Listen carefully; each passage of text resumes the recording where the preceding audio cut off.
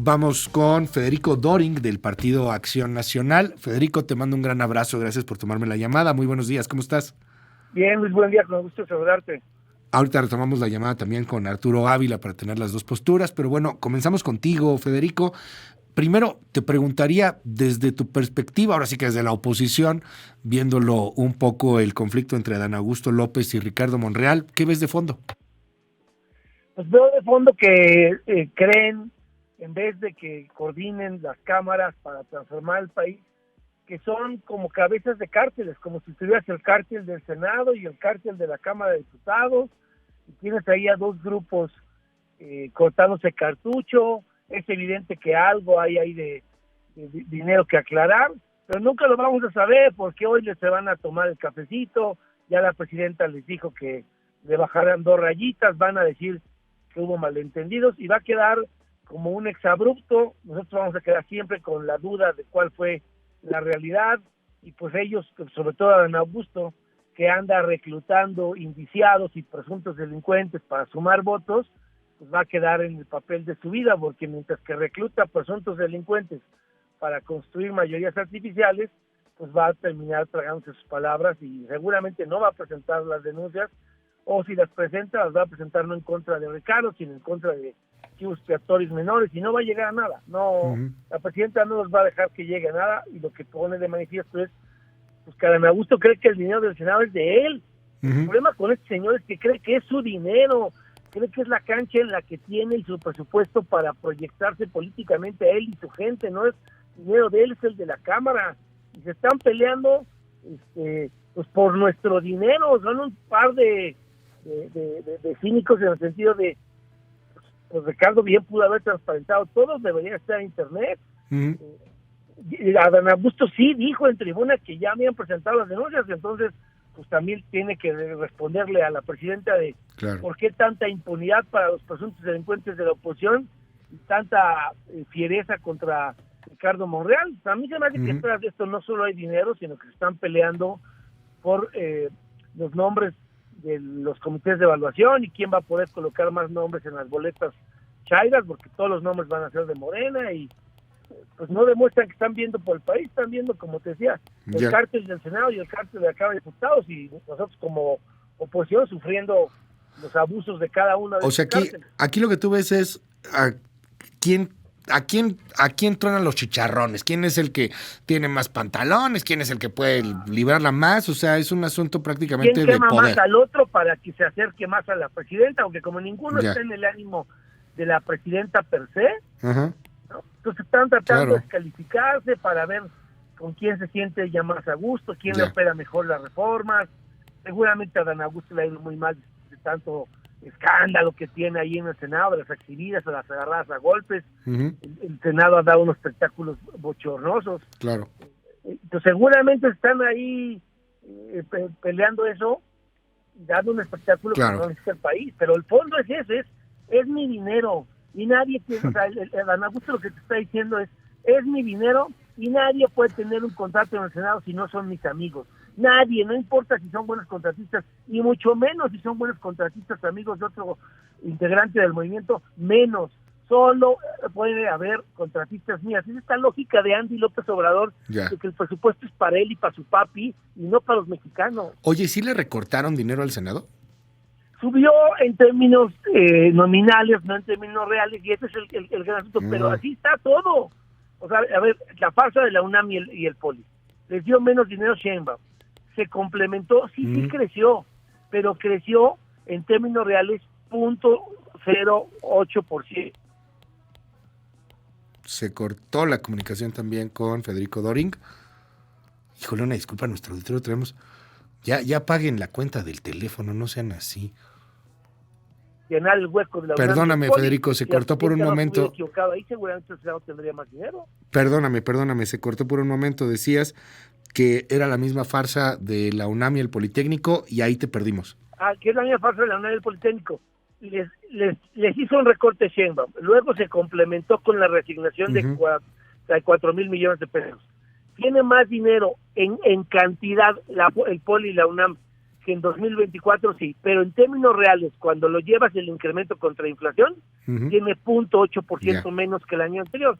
Ahora, hay un trato ahí que ellos sienten injusto o que no crecieron en términos reales. Bueno, pues es su problema. Había que llenar el hueco de la UNAM y del Poli. Oye, otra pregunta, ¿va a haber periodo extraordinario o no va a haber periodo extraordinario? Va a haber periodo extraordinario el miércoles porque tenemos que acudir a defender el ahorro de los trabajadores, a los que les quiere robar Octavio Romero López 2.4 billones de pesos, y los vamos a ir a defender. Eso ya no alcanzó a llegar a la Cámara antes de que cerráramos el periodo aprobando el presupuesto, pero ahí vamos a estar para defender el ahorro de todos los mexicanos, porque se quieren robar el ahorro de los mexicanos y no los vamos a dejar. Para defender en la narrativa, Federico, pues al final no tienen los votos. Si va a haber periodo extraordinario el miércoles, prácticamente es un hecho que pase esta reforma.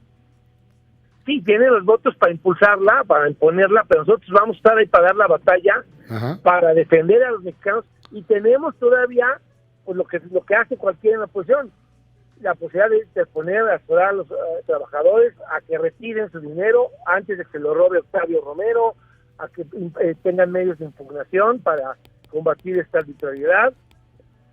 Nosotros, tú dices, bueno, es que no tenemos los votos para defenderla. No, tampoco los tenía López Obrador y daba la batalla. Y el papel de López Obrador como oposición era criticar lo que consideraba que no era correcto y dejar el testimonio de que él había estado en desacuerdo. Pues ese es el papel de la oposición. No siempre la oposición tiene mayoría para rechazar lo que propone un gobierno, pero no por eso vamos a dejar de dar la batalla. Miércoles, periodo extraordinario, votación del Infonavit y algunos otros temas, entiendo, ¿no?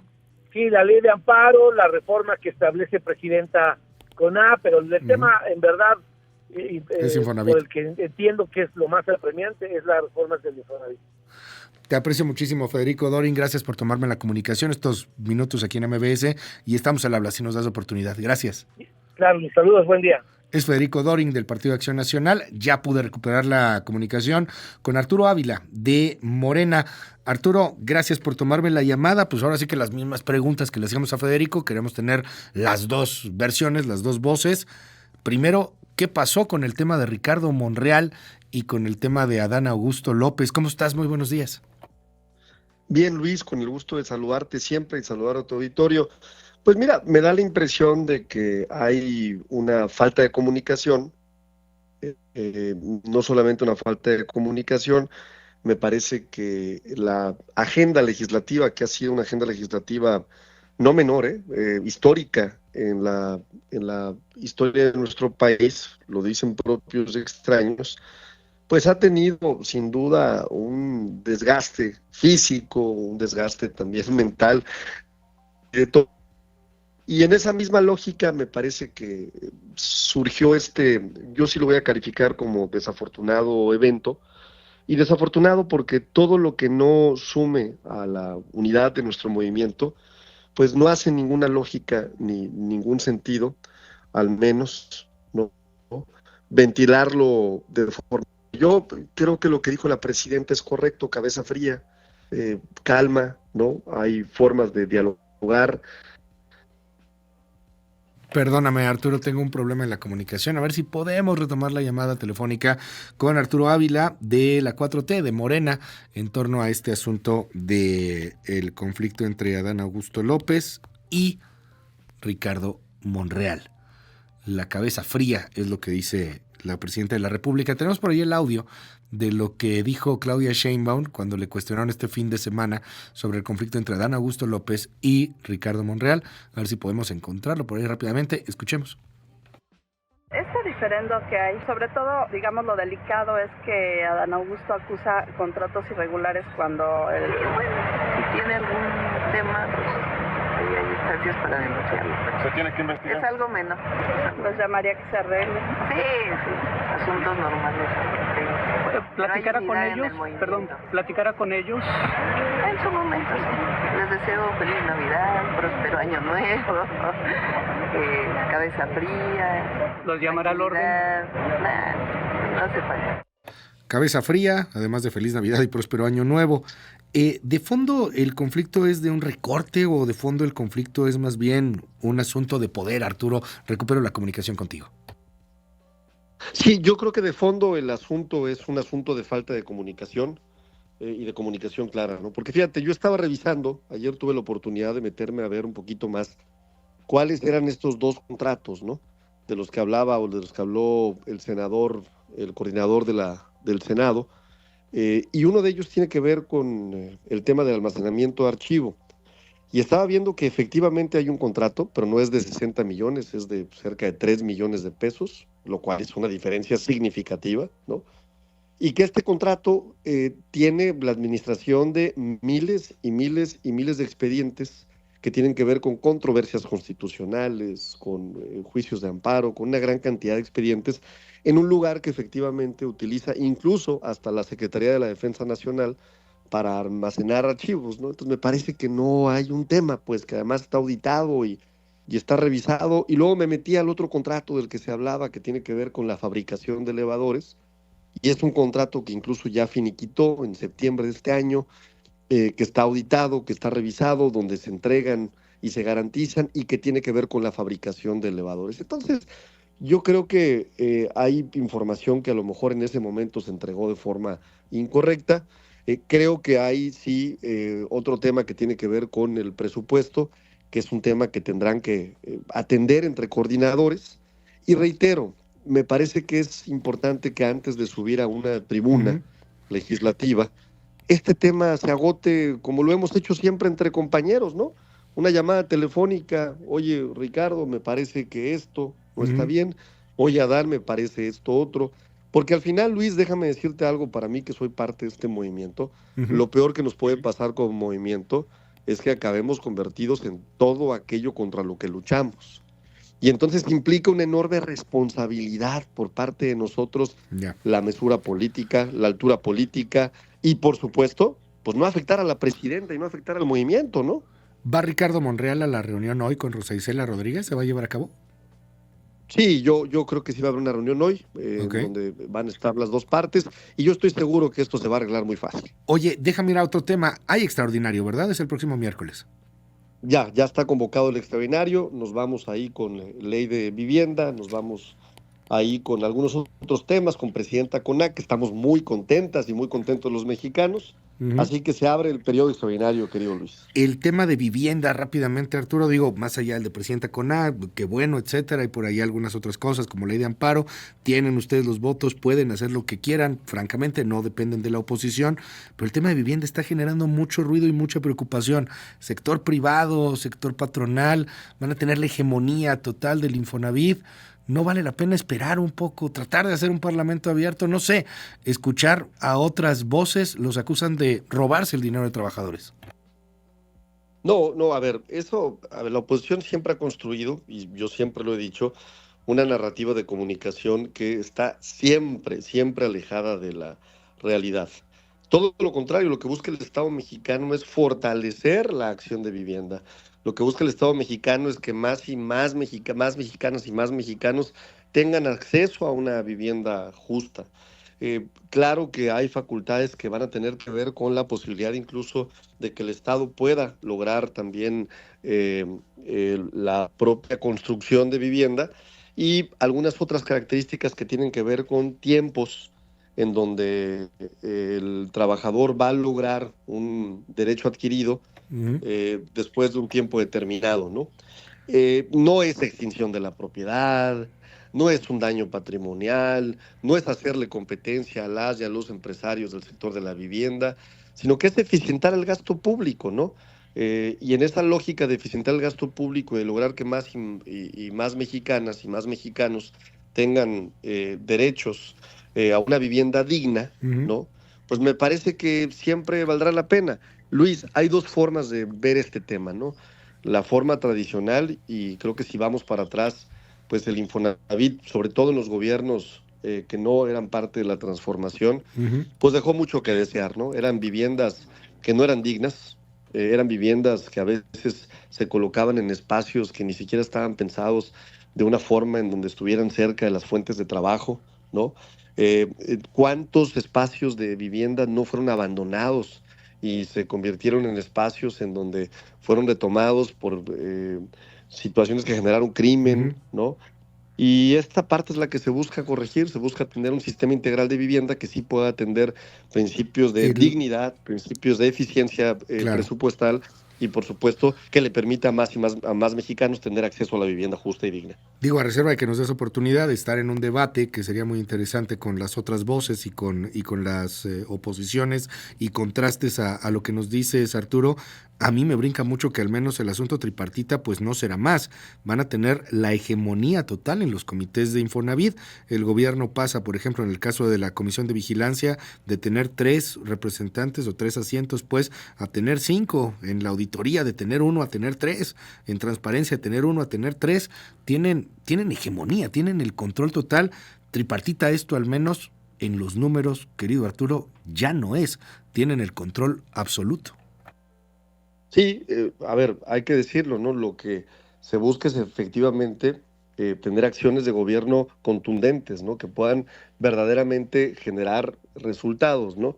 Y a veces las estructuras administrativas, en mi opinión, ¿no? Pueden reformarse, tenemos la facultad legal para poderlo hacer, ¿no? Y en esa misma lógica, pues queremos que el sistema de vivienda en México sí tenga resultados y no obedezca a intereses que ya en el debate que seguramente nos vas a invitar, Luis, podré llevarte información de todo lo que se hacía en el pasado en el Infonavit, de cuántos recursos se perdieron por entregarle contratos a amigas y amigos, de cuántas viviendas estuvieron desarrolladas en espacios que no tenían que haberse desarrollado y de qué daño patrimonial le generamos a las y a los mexicanos. Y con eso queremos terminar. Pero ¿no? sí implica acciones distintas, de gobierno distintas. Ya, me quedo con esta declaración. O sea, sí van a tener la hegemonía. O sea, sí están buscando eso, pues, que el gobierno tenga acciones de gobierno la mano. Distintas, sí, que nos permitan llevar a cabo una política pública, sí, sin duda.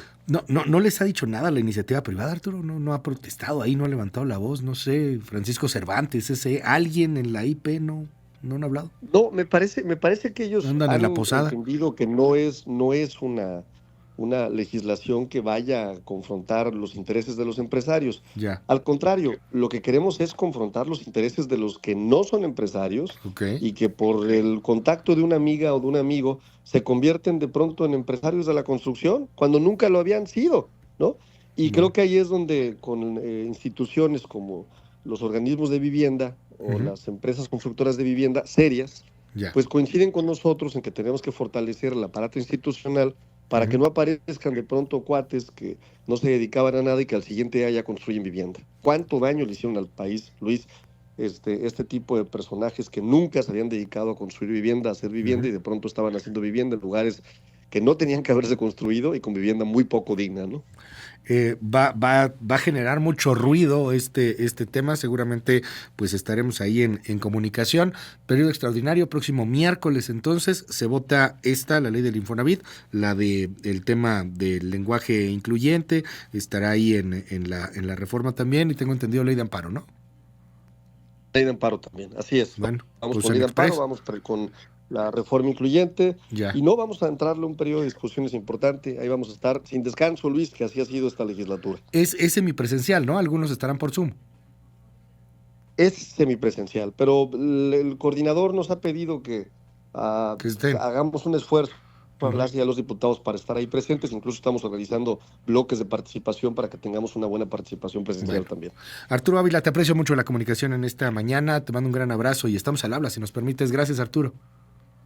Como siempre, querido Luis, un abrazo muy fuerte, que estés muy bien. Hasta luego. Gracias, hasta luego. Son las 9:12. Pues aquí está, ya confirmadísimo. Periodo extraordinario, el próximo miércoles se vota la ley del Infonavit, esa es la que más ruido va a generar. Se vota la ley de amparo, se vota la ley de inclusión, lo del género, pues, presidenta, gobernadora, etcétera. Entonces, bueno, pues vamos a seguir informándole aquí todo lo que suceda. 5571-131337, WhatsApp abierto para todo el mundo, 9:13, regreso.